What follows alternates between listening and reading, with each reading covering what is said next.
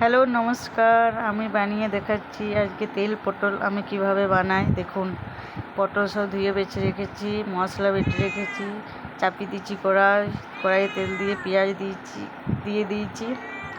পেঁয়াজ লাল করে ভাজা হয়ে গেলে এবারে দেবো মশলা, বেটে রাখা মশলাটা দিয়ে ভাজবো। ভেজে এবারে দিয়ে দেবো নুন হলুদ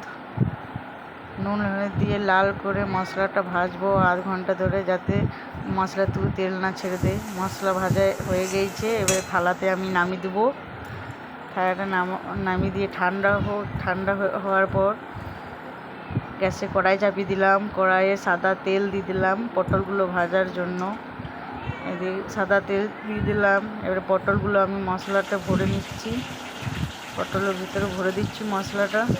এবারে ওই ভরা পটলগুলো তেলে ছেড়ে দিলাম, হালকা আছে ভাজবো। ভাজা কমপ্লিট হয়ে গেছে, দেখুন কি সুন্দর লাগছে।